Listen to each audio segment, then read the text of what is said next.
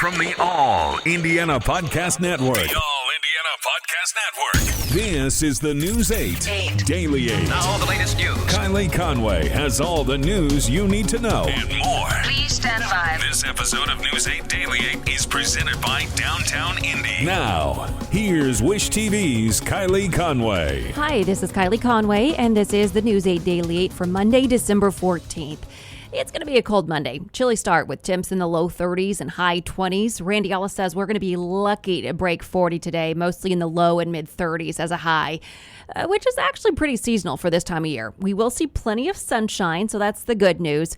Randy also says we might see a little snow on Wednesday. Hospitals in Indiana and every other state are getting ready to administer the first COVID-19 vaccines. The Pfizer plant in Michigan keeps churning out more for shipment all across the country.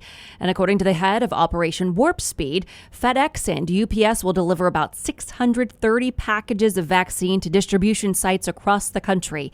145 sites should get them today, 425 more tomorrow, and the rest arrives Wednesday. One of the early sites in Indiana confirms it will give out doses today. The first shots will be administered in Fort Wayne. Parkview Health says it expects to start giving the COVID-19 vaccine to a small number of their healthcare workers as early as today and begin mass distributions tomorrow. The health system is one of the 5 Indiana hospitals receiving these first very limited number of COVID-19 vaccines. IU Health Methodist Hospital will be getting the early rounds of the vaccines as well, but at this point, we have not heard from any Indianapolis hospitals as to exactly when they'll receive and start distributing the COVID-19 vaccine. This morning, Parkview Health says they anticipate receiving a shipment of about 2,000 doses of the vaccine this week and around 8,000 doses next week. The health system shared some photos of its vaccination setup and says that they do expect to be administering the vaccine to a small number of coworkers today, then distribute it to many more healthcare workers tomorrow. The state chief medical officer says initially Indiana will receive around 55,000 doses of the vaccine that will all go to frontline healthcare workers at risk of being exposed to COVID-19. Then more doses of the vaccine are expected to be available at 50 hospitals by the end of the week. The state's current vaccination plan has 3 phases. Frontline healthcare workers, nursing home residents, and staff will get their shots first. Then other essential workers and vulnerable people, and finally the general population.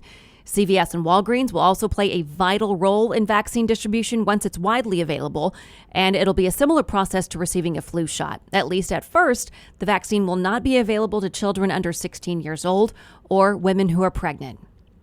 And the first batches of the vaccine will be distributed in at least 2 other states today, Iowa and North Dakota.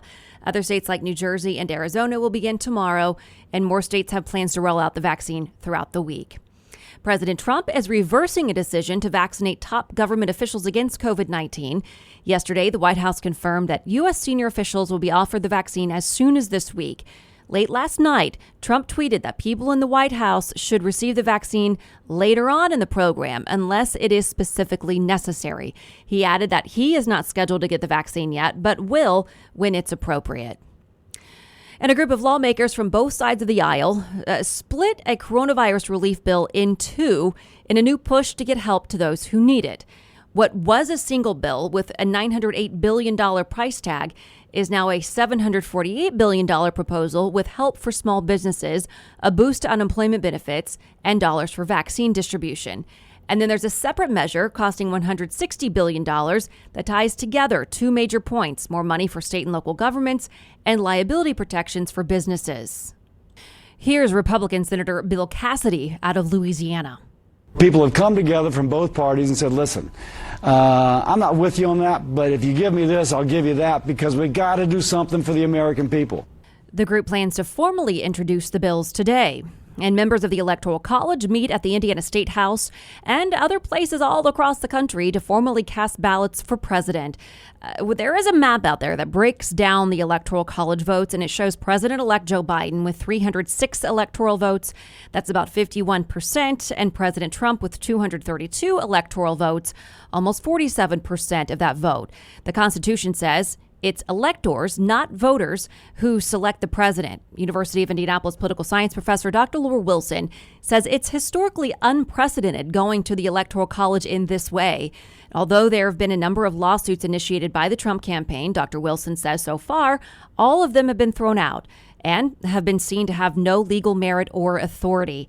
Even after the meeting today, some of the lawsuits could still be pending. However, Dr. Wilson says they'll be undermined by the results of the Electoral College. There was no reason to believe that the election was illegitimate. All of the validity in terms of the election process seems secure. So we should have no reason to believe there'd be any difference in terms of the outcome, nor in terms of the inauguration itself. Indiana's 11 electors will meet at the State House this morning at 10 o'clock. Indiana Secretary of State Connie Lawson will preside over the meeting as they all officially cast their vote for president and vice president. Members of the public can watch that meeting via live stream. We will have a link to that on our website at wishtv.com. If you're listening to this post 10 o'clock, you can still find that there on our website. All votes will be sent to Washington, where they'll be counted by Congress on January 6th. Biden is planning to address the nation tonight after the electors have voted. Former South Bend mayor and presidential hopeful Pete Buttigieg is emerging as a leading contender for transportation secretary. CNN reports that Buttigieg is on President-elect Joe Biden's shortlist for the post and is also under consideration for other jobs in the administration. The Biden team has discussed Buttigieg for possible posts within the UN, Veterans Affairs, or the Commerce Department. All right, now to the Colts. Really wants as a part of his game. We saw that against the Jets last week. 3rd and 8. Carr looking for it all. The rainbow. Oh, it's snared for the interception by Kenny Moore. Oh, it was amazing. One hand for one play on the way to a win stuns the sports world. A spectacular interception by Kenny Moore against the Raiders is looping on highlight reels everywhere. It happened in the second quarter yesterday as Las Vegas looked to get to the end zone. Our Charlie Clifford got some reaction from players after the game. Is that the interception of the season? Is that the pick of the season? Talking about is that the interception of the season? There's no question. Yeah, Xavier Howard had one today too. There's no question. Yes. No question. Yes. Done No deal. question. Yes. Done deal. Sports in the top play. Give it to him. Signed, sealed, delivered. There's nobody better. Rookie running back Jonathan Taylor also had a huge day. He rushed for his career best 150 yards and 2 scores. Taylor surpassed 1,000 yards from scrimmage in his rookie season in his 62-yard touchdown run in the third quarter. Colts win 44-27 over the Raiders on the road. The win saw several of the team's best individual performances all in one game. Here's Charlie Clifford again. The Colts turn in their most points of the Frank Reich era. T.Y. Hilton, his first multi-touchdown game since week 1 of last season. And Kenny Moore, maybe the interception of the year in the NFL. Winners of 4 of 5. Still neck and neck with Tennessee. The Colts playoff push, a major step forward here in Vegas. Obviously a big win, a huge win, and a great team win in all 3 phases, complete, dominant. I just don't feel like there's a weakness on the team. We're good in all 3 phases. We're good within each phase. So many good things. The great collective team win. Offensively, we were super efficient. The way we ran it, the way the offensive line blocked, JT and Naheem running the ball the way they ran it. It was just an efficient day all the way around, and a good win on the road. Different kind of on the road, but good win on the road. Very, very meaningful game in December. A game of roulette early on the offensive line. Quentin Nelson briefly moved to left tackle before Anthony Costanzo returned to the game and finished what was a career day for Jonathan Taylor on the ground. Charlie Clifford, Wish TV, wishtv.com, and follow us on Facebook.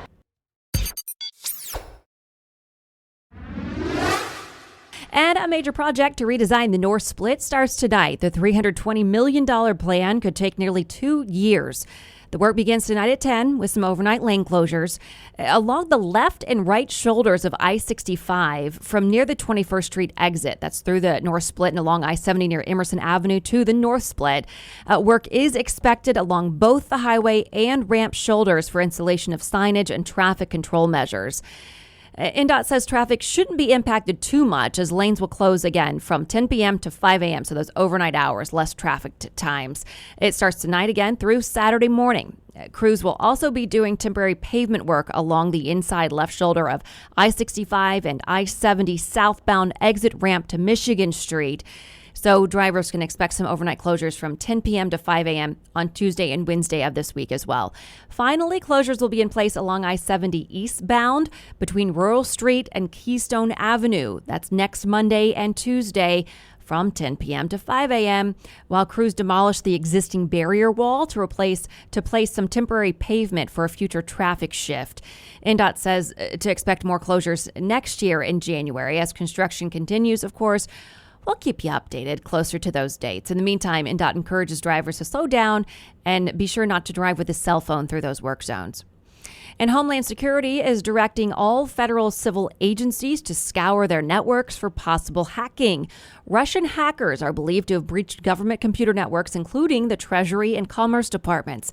The threat appears to be from the same campaign that hit a prominent cybersecurity firm, foreign governments, and major corporations. The FBI is now investigating.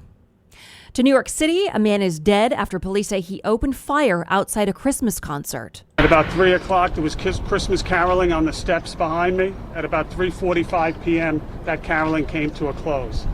It was at about that time, at 3:45 p.m., when shots rang out from an individual, if you look behind me, right in front of those massive doors, an individual firing shots. The shooting happened yesterday afternoon at a historic cathedral in Manhattan. Authorities say a choir concert had just ended when the man started shooting. The police commissioner says a detective, a sergeant, and a patrol officer fired 15 times, killing the man. Police have not released his name, and they're not giving a theory about why he may have done it, but they say he has a long criminal history. A smoke advisory is in effect through this afternoon for parts of Southern California as a wildfire burns. The Sanderson fire started yesterday in Riverside County. That's about an hour east of Los Angeles. Air quality officials say the wind could affect parts of Los Angeles County, too. According to CAL FIRE, as of 5:30 last night, the fire had burned 1,933 acres and was 24% contained. The Cleveland Indians may soon be a name of the past. The New York Times reports the baseball club will change its name after decades of criticism from those who feel it's offensive to Native Americans. The Times report says the team's likely to make a formal announcement this week. No word yet when the change will happen or what the new name will be. As we've reported, the Indianapolis Indians are mulling over their own name and history. The team formed a committee this summer to look at a possible name change. The Old Oaken Bucket is back on for now. That game, a huge rivalry game. The Big Ten announced IU and Purdue will meet on the football field after all. Kickoff is set for Friday at 7:30 in Bloomington. The schools called off the rivalry matchup scheduled for this past weekend because of coronavirus cases among both teams. The last time IU and Purdue did not play each other was in 1919. The Hoosiers are now ranked number 7 in the AP Top 25 poll. A plant in southern Indiana is ramping up production of special coolers to store the COVID-19 vaccine. Foam fabricators in New Albany increased staffing by 20% to keep up with demand. The company's bringing in new people and extending hours per month. Foam Fabricator started working on its vaccine cooler plant in July and started production in the middle of October. It says it is the only manufacturer in the nation making the type of coolers used for vaccines. And now to business headlines. Many retirees who live somewhere warm like Arizona or Florida part-time to escape cold weather won't be flocking south this winter. While their absence is being felt by vacation rentals, restaurants, and shops, RV parks and campgrounds are seeing an increase in campers as people travel closer to home. For those who go, they may face recommendations to quarantine for up to 2 weeks. Those states often don't enforce it. They're also going into communities where hospitals are normally busiest during the winter months, and COVID-19 could overwhelm them. Starbucks has announced plans to pay all U.S. employees a minimum wage of $15 over the next 3 years. CEO Kevin Johnson says the chain will bump up in-store workers' pay by at least 10% starting Monday, fast-tracking plans to pay everyone at least $15 an hour in the years to come. Unilever and Colgate-Palmolive are carefully starting to push their mouthwash after research they paid for showing that certain types of mouthwash and toothpaste could potentially help deactivate the virus that causes COVID-19. Reducing virus particles in the mouth could help fight against the pandemic. The company said because COVID-19 can be spread through droplets generated when an infected person coughs, sneezes, or speaks. But based on tests so far, they can't definitively say how long that benefit would last. And as the Pfizer vaccine arrives at U.S. hospitals this week, the company stands to make a lot of money from its research. Wall Street analysts are projecting Pfizer and Moderna will generate $32 billion in COVID-19 vaccine revenue next year alone. That doesn't take into account the goodwill boost these companies will receive by helping to end the worst pandemic in a century. This has been your News 8 Daily. For Wish TV, I'm Kylie Conway. Online at wishtv.com and follow us on Facebook when you search Wish TV. This episode of News 8 Daily 8 is presented by Downtown Indy. Check out more podcasts from the All Indiana Podcast Network now at allindianapodcastnetwork.com. allindianapodcastnetwork.com.